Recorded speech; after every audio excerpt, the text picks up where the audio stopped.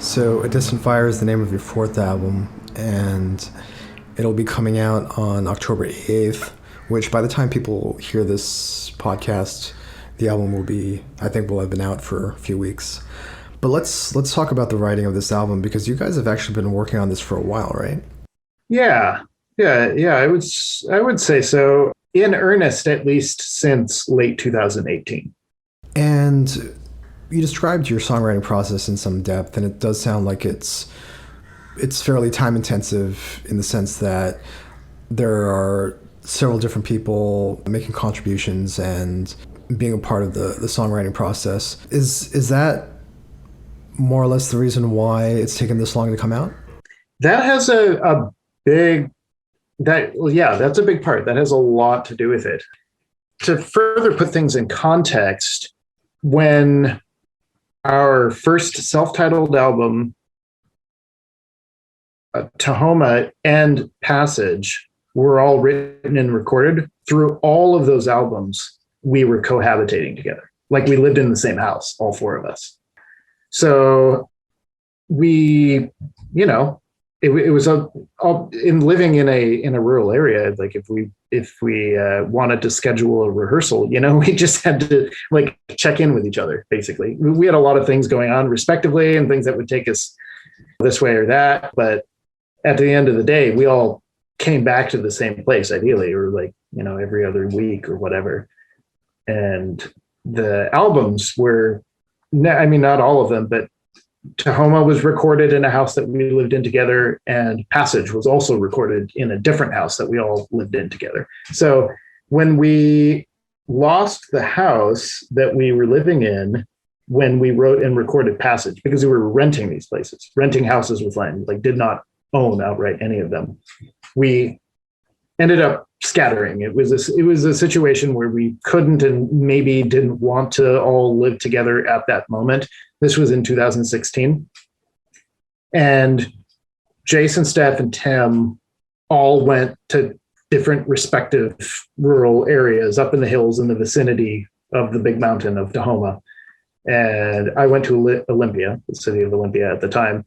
And so, some of us had half hour, 45, hour and a half commutes relatively to get to some garage, if you will, or some trailer, that a friend of ours out in the country had, and maybe rehearse. We had instability in our rehearsal space and also travel time that was added.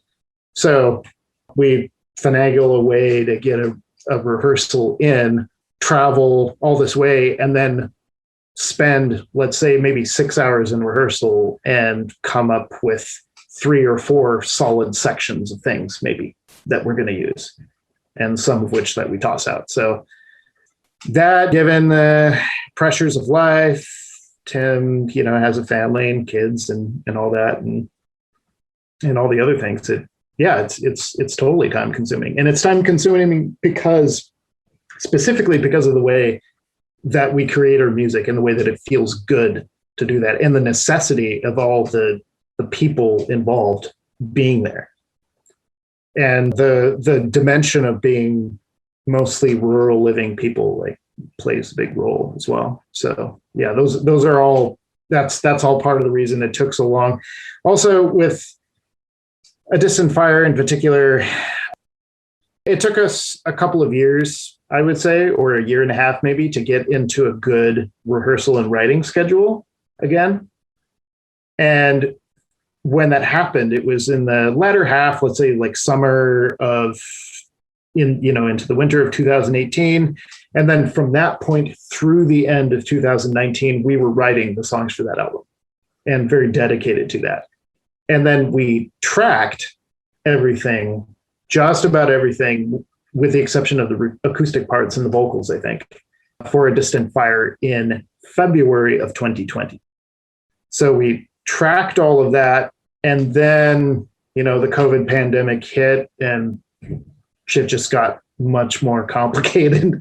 And we thought we were going to have everything done, ideally, on the schedule that we thought we were on. We thought we were going to have it all done in the summer of 2020, and it just didn't work out that way. So it added, a good year and a half basically got added on to our expected time schedule. Maybe not a year and a half, but more than a year.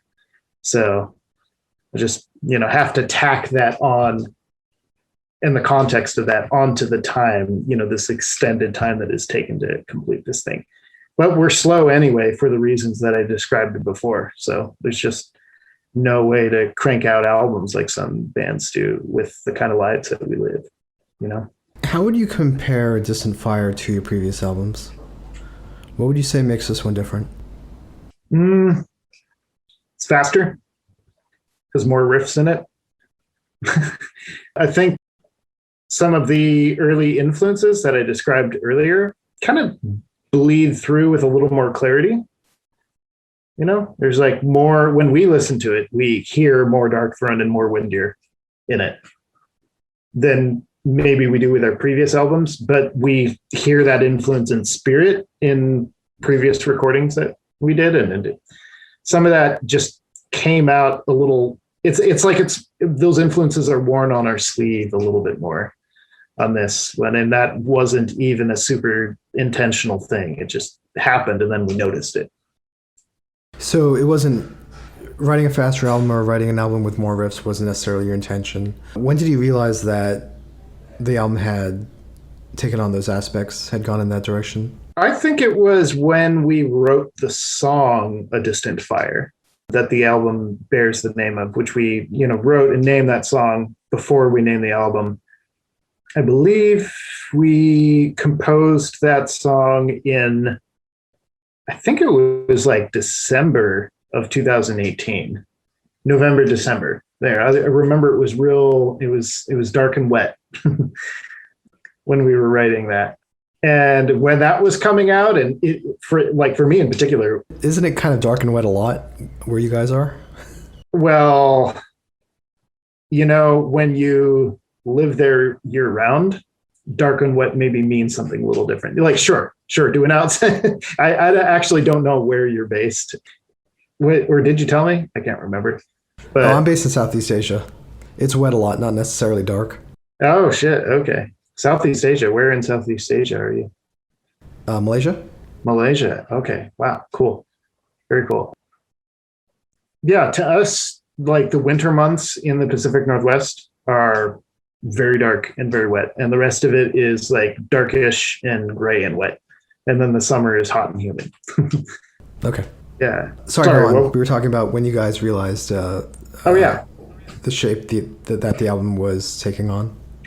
Yeah, that's right. My memory is when A Distant Fire was written, because it was actually like parts of it were physically painful for us to rehearse, because we'd be playing that song or pieces of that song over and over and over again for hours, and the hands would be seizing up and we just have to like take 5 more often. And yeah, it was, I think especially when we were writing that song, we were like, wow, okay, this is going to be a little different, but this is what we feel like we need to do.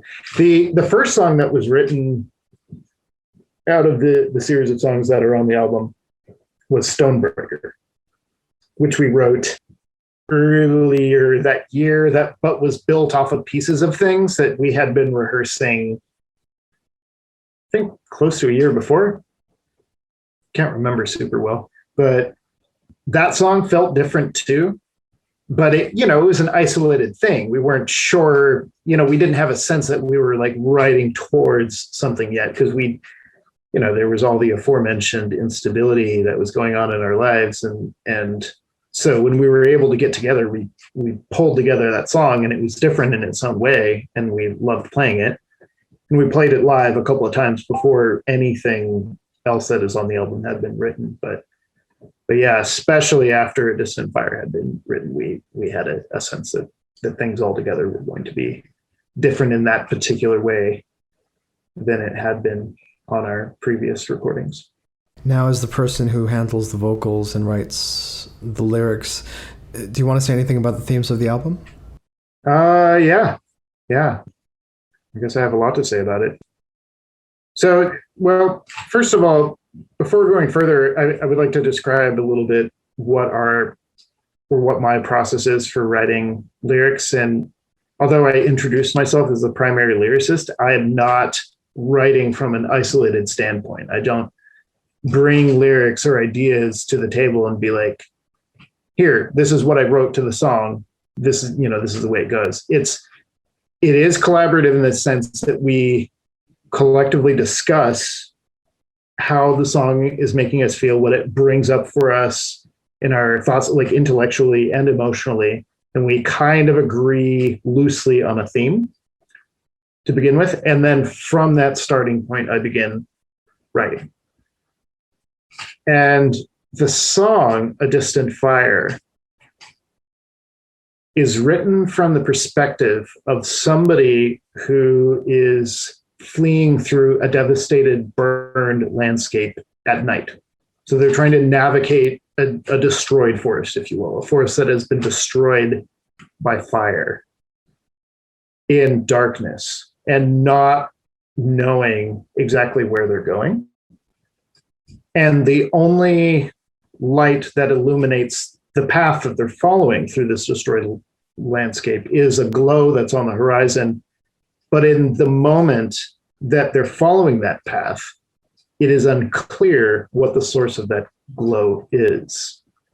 That glow could be the very fire that destroyed the place that the wanderer is moving through, or it could be the sun coming up. It could be a distant dawn, or it could be both. It is unclear. And so that's kind of the metaphor that is, and the narrative that is written into the song to articulate the feeling and the sense of being people experiencing ecological collapse, like massive ecological collapse. And it is a metaphor for not knowing exactly what the end point of this is, like experiencing an apocalypse, but whether that apocalypse is total in its annihilation, or whether it is a revolution in a sense that will produce a different world that that we can exist in, is unclear. But all we have is to move towards that glow, because that's all we have to illuminate what we're experiencing. So that's the theme of the song that became the theme of the album, because as we were writing the songs, we realized that everything that we were writing and the way that we were feeling about what we were writing all leaned in to that same direction. So the lyrics to the songs of the album actually became a narrative that described the process of ascending a mountain, if you will, like going through this massive trial and this massive struggle that results in a brief moment of seeing the kind of like bigger picture from the peak, which is the song Forlorn Peaks, which represents that moment, and then dropping down into that unknown traverse, that unknown process of trying to traverse the devastation that you've like have an awareness of, and that you've had moments of seeing the larger picture of, but you don't actually have the luxury of seeing all the time. So yeah, that's the direction that the lyrics lean in. That's ultimately why we named the album after that song as well. And why, part of the reason why the song A Distant Fire closes the album. The other reason is just this kind of like organic feeling way. It just turned into this big epic thing. And we were like, well, there's, what the hell is going to come after this, So it fell into the role of being the last song on the album. Now, with this lyrical thread running through the entire album, would you describe A Distant Fire as a concept album? Sure. Yeah, you could call it that. I'm not going to introduce it as that, though. It came together so haphazardly that it just doesn't, it would feel disingenuous to call it that, to be honest. It just kind of exists as that, But it definitely wasn't written as a concept album. But it came into being as one. I mean, during the period that you guys were working on this album, there were a number of fires running through the West Coast, right? Mm-hmm. Oh yeah, every year there is, and it gets worse every year. Do you want to say anything about that? Um,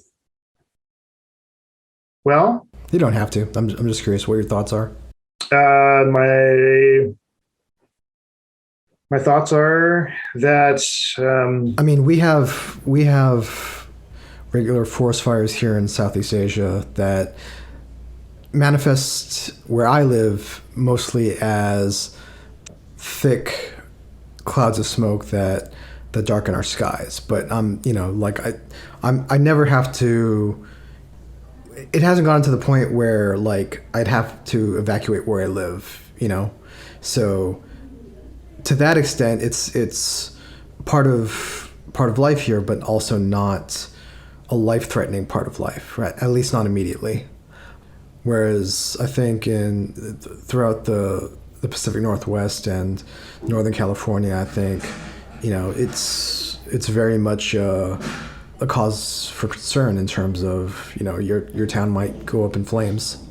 yeah, yeah. Now, for where most of the band of Alda live at the moment, it is not yet to that concern. This is something we see on the horizon creeping up, if you will. So it gets worse and worse on Northern California, coming up through Oregon. It was particularly bad in Oregon last year, and the fires raged all the way up to Portland, which is like a 4-hour drive south of where Jason, Stephanie, and Tim live. Really, so with the increasing dryness that comes with the increasing heat of climate change and the decreasing water, it just like becomes this thing that's coming closer and closer. Now, I actually live in Southern Oregon. I'm like, at the moment, I live like 2 hours away from the California redwoods. I'm like an hour and a half drive away from the California border, maybe.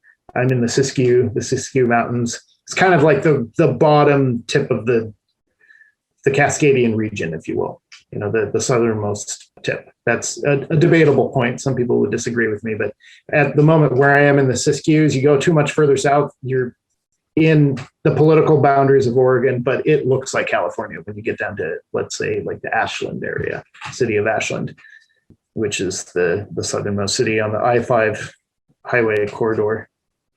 So yeah, I was here last year when the fires were happening, and I had my vehicle packed up, ready to evacuate.